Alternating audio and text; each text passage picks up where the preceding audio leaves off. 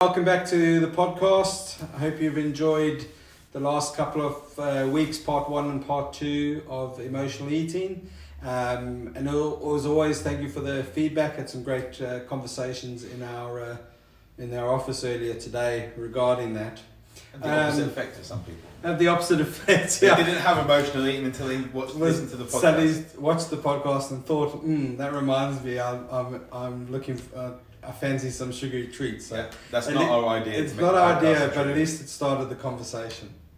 So we were talking earlier and trying to hum and hawing on what topic we should go for. And when we're a bit stumped, we kind of look at just perhaps what's topical at the moment. So a quick search on the BBC website caught my eye last night and then this morning. Of an article really following on. Before we go into that, yeah, I have got something which is topical. I'm wondering how many people today have gone on the treadmill and seen how fast they can run at 20 kilometers an hour, because that's the fastest a treadmill will go. To realise how long they can stay on it. How long they can stay at 20 kilometers an hour. To realise that isn't even as fast as Kipchoge was doing a sub 2 hour marathon. He was going faster than most treadmills go. Now, that's a challenge. It's not a challenge because it's not very safe. But if you want a disclaimer, like no injuries are caused by us, we take no responsibility for it. Let's see how long you guys can run at 20 kilometers an hour on a treadmill, and then just realize how great the achievement of 1 hour 59, 40 seconds in a marathon was. That is phenomenal, and when you do actually put it into everyday situations, there's most people wouldn't be able to run next to him for a minute, not even that. And Paul that is pretty phenomenal. Paul Radcliffe's record was broken as well. Yeah, I saw that. Which is crazy, 16-year record. Well, it's interesting. Also, we're going to go off the. We're not yeah, but go this is the great thing. But it's also interesting. I wonder how many and. He hinted on it in the interview afterwards, didn't he? I wonder how many other athletes now will break that. I wonder how long until that, because it's not official. He hasn't got the official world record. It's not official because it was all. He still holds the world record, but I wonder how soon it will be now that someone will break the world record in an official event under 2 hours. Well, if we look at it, Roger Bannister's mile. Yeah, that's what I mean. It's normal to do it under now. He basically done 26.2 miles at half a minute over Roger Bannister's mile. Yeah. That's crazy to think that. But it also shows that, and I know there has to be some level of physical and physiological point that you can't, and they're not going to necessarily run without some serious help, legal or probably illegal. You're not going to run a marathon in 5 minutes. No. There's got to be, so at some point there has to be a point that it's 2 hours was that. So it's not. So it always points to then that there's a psychological barrier. There's barriers that we put up, in all of us, whether it's in our personal lives, in our business lives, in anything we do. We live with barriers. It comes to, as we were talking about with my own success with the nutrition and the mindset work I do with clients, until I started believing in myself and knowing how good I actually am at doing this, knowing that it is belief backed up with the results, then I'm getting more and more results and getting more and more success. Yeah. But a lot of people see when they're putting out confidence, they're worried about people saying it's arrogance.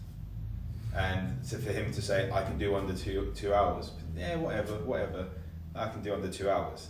And then you'll get the people that are saying, yeah, but he had 41 paces. So he ran a marathon under 2 hours. Yeah, and as he quite rightly said when he completed it, he said, this is for all of us. It was very much... He didn't look tired at the end either. He looked very, very... Well, the fact that he was just speaking... waving to everyone. That he actually said, that he couldn't do this without the team. If he looked back and looked at the planning, but it would start with a vision and a thinking that I can do this. I see no reason why I can't do this, and give it a go. But I need all that planning. But it does highlight of how much in life that we do have emotional blocks. Massive. And for a lot of people, as you quite rightly so, it's also amazing of how in society that there's an emotional block that we don't like successful people, or I wouldn't say we don't like successful people, but we people tend get jealous about realizing. Yeah, as you said, yeah, people say, well, yeah, but he did it with so and so. There, it's almost like let's allow them to put them up, and then let's see if we can just drop them down a bit, because I think it's a lot of us. It is our insecurities, and either in society or personally. But there's a lot of people also who feel very intimidated around confident people. So I had this concept the other day I was thinking about is that a patient who said, the trouble is, it was all the classic things of, well, that's not just me, and I can't do this. And then it said, and when it broke it down, they were hanging around with like-minded people who were very mediocre.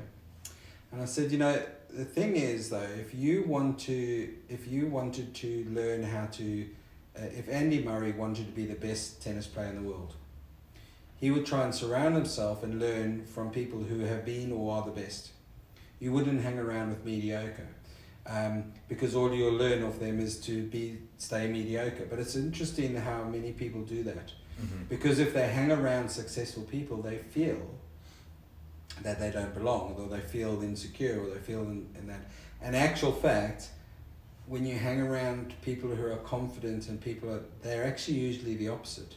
Oh, yes. Is that they're the ones. I found that when my challenge number of years ago was out of a challenge to run a half marathon, and I've always hated running. It's just, and I thought, no, that was a personal challenge for me, and I never regarded myself as a runner until I was doing one of the charity run, the 10K, and I was standing, and I was still using exactly those words, and one of the guys came to me, looked at me, and says, "You're a runner." I said, "I'm not a runner." The classic Mo Farah physique as a runner, and he says, "You going to run 10Ks today?" I said, "Yeah." He said, "You're a runner. Get over yourself. You're a runner." And I found the running community were all shapes and sizes. They were all there doing running, but they all supported each other.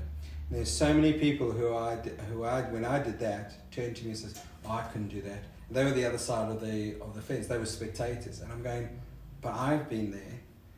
All it is that there's a difference committing. But when those other people who are confident, they very seldom are the type who want to put you down. The people that are the confident people are the ones that want to bring people up. Yeah. And when I look at the masterminds I'm part of, going to the baby bathwater event in Croatia, and the guys there are super successful entrepreneurs, and they treat everyone the same, and they just want people to be successful. There's enough people.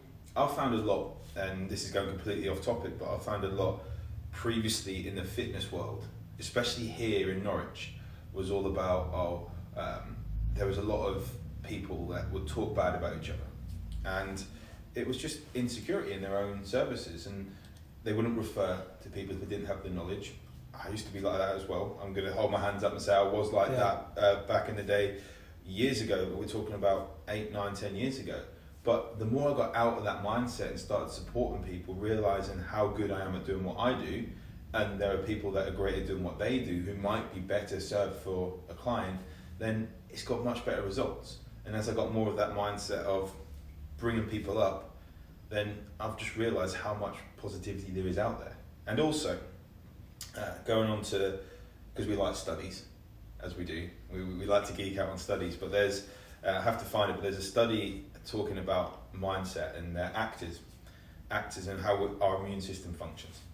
Actors in LA, so we can't say there's lack of vitamin D or anything like that, there'd probably get plenty of sunlight, but they had to all be in a room for a day, and I don't know the exact numbers or complete ins and outs. They're in a room for a day, and their immune function was measured, and they spent a day reading scripts of negative, really depressing scripts, and their immune function went down. Yeah. And they had to act it out. The next, I think it was like a week between it, then they went in the room, immune function's gone back to like normal load, and their immune function then, after reading positive scripts for a day, their immune function went up. And if that's not showing you how important it is to have some sort of positive mindset and positive people around you, then, because I've had to do it as well. Family members I've had to literally not see It doesn't have to mean you have to cut people out of their life forever, but just be aware of it. This person has a negative effect on me. Why am I drawn towards them? Because you might feel there's power from having that person there, so you can help them and they come to you for support, so you can help them. But a lot of the time there's no need to have them there. And they go away and you replace them with positive individuals that add to your life. So powerful. Well, that's what I've found is, with successful people love hanging out and helping other people to be successful. Although when this podcast goes out, we would have already had our annual conference in the association I belong to in chiropractic, which is a very high energy, very supportive, kind of really a family, but it's a big association now. And it's a weekend where everyone gets together, there's speakers and things, but most of the benefit of that is actually everyone sharing ideas. And this is what works for me. You know, perhaps you try that. And in our profession, there's a lot of perception within, whether it's come from outside in or even it's inserted within in our profession. There's that other chiropractor, the other office in the same city is your competitor. And we are blessed in our in Norwich is that we have I work in a supportive network with 4 or 5 other chiropractors. We meet every month. We share ideas. We support each other on many levels. And when you do that and come together because of what you want to support and grow together, it's really powerful. Yeah. Then on the other flip side, you also have some who kind of almost, if I'm not doing too well, but then I see that you're not doing too well, it makes me feel a bit better. And that really grinds people down. And as you say, that can happen within family units, it can happen in business, it can happen on many, even just in with society. It's like, you see it classically if you watch the cricket in the summer. Ben Stokes, at one level he's put up on a pedestal because he saves a cricket test, and then the next minute there's something else going on in the papers because of his family history, and it's just like society loves to look chop at the people England down. team. They've gone 10 years unbeaten. They lose 1 game, and now Gareth Southgate's trying to get the chop. Yeah. What's that all about? But is it not? Is it? I don't know. Is it that? It's because bad news sells. Well, bad news sells. Good news sells. Bad marketing. news sells. But as a society, do we also like the fact when seeing that, you know, why is some of the soap operas, which are all doom and gloom and tragedy and straight, why are they so popular? Do we like to kind of almost, you know, free ourselves that other people also have a tough time? Because at sometimes, you know, life is tough. I'm sure it's sometimes when you're running a marathon, no matter what pace you're going at, sometimes you're thinking, this is tough, this is hurting. But I think that the analogy with the running is great. He's got a team, he's got planning, he's got a vision, he's got planning Set with his a goal team, and he's done set his together. goal, he's trained for it, and then on the time, He's so failed I've just before got to as go. well. Yeah. Because he'd done the night one. And on a world stage, Yep. he could quite easily have, you know, had an injury or had something. So, yeah. We completely digressed again. That's why it's called the Unplugged Health Series. Exactly. So the outcome of that is look at who you've got around you. If your health isn't where you want it to be, it might not necessarily be that you need to hire someone to coach you. You might not have to do that.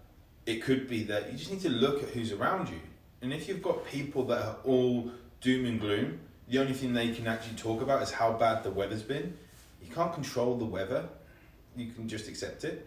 Then see who those people are and just slowly, you don't have to just cut them out completely, block their number or anything like that, but just slowly edge them out. Yeah. And replace them with people that you don't feel drained when you leave them.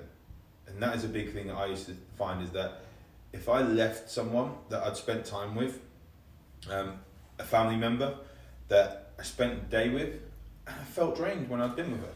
And then it's like, no, she's very rarely over the house or anything like that now, and I don't have to have that negative energy around me. And it helps a lot. It helps hugely of whether again on a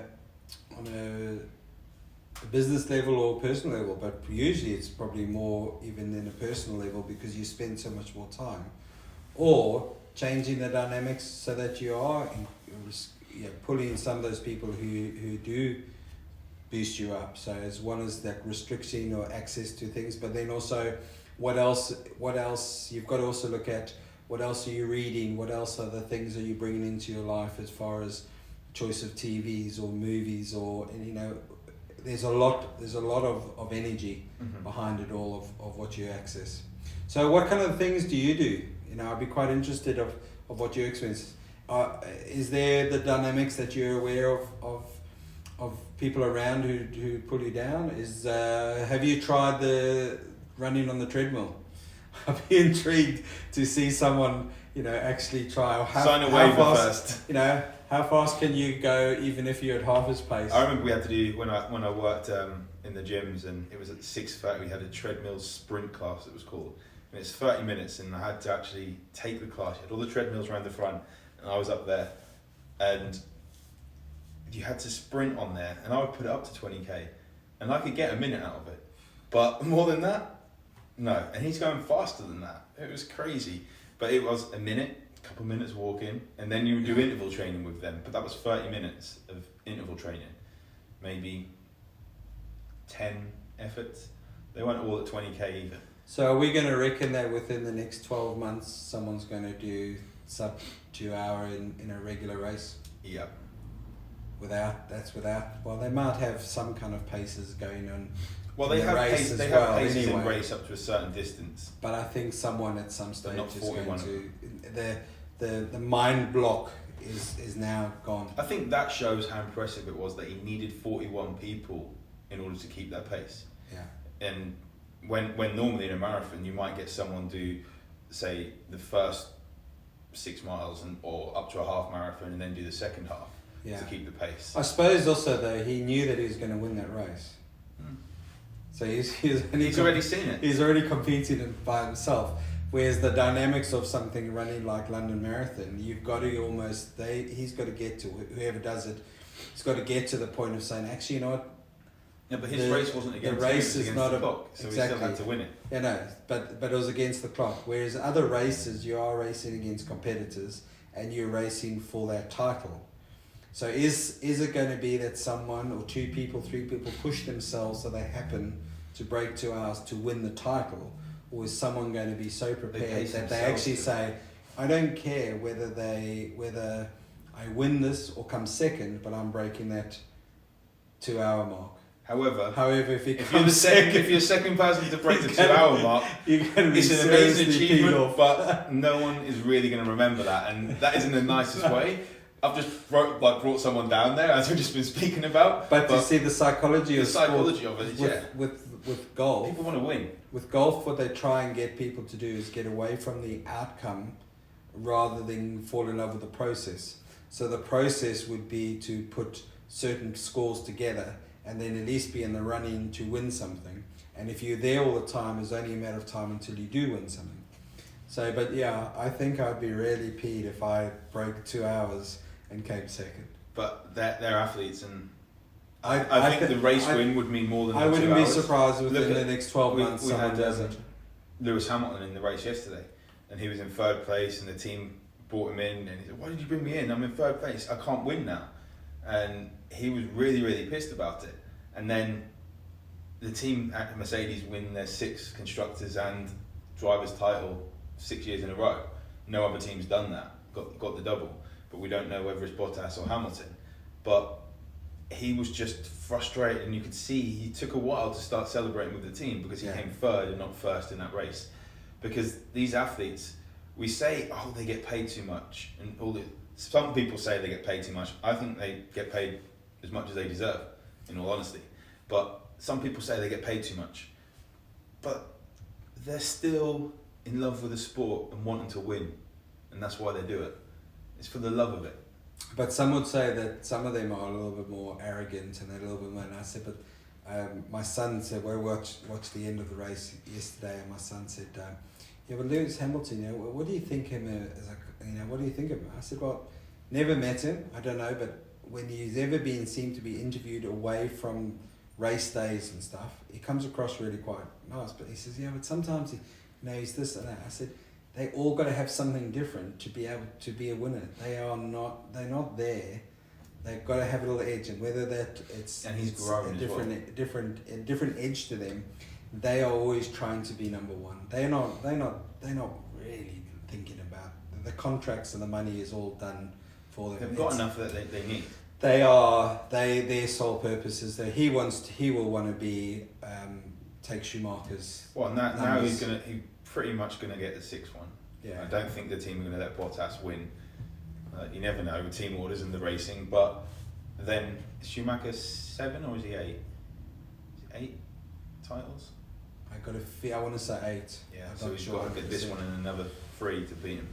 We shall see, guys. Let us know your thoughts on that as well. Who's gonna win the title this year? Is Hamilton or is Bottas? Yeah. Don't go around trying to drive as fast as Hamilton now. And don't run for more than a minute on 20k. Or just switch it on and just see how fast it is. You don't have to even get on the. Yeah. Yeah. Take care, guys. Take care. Bye bye.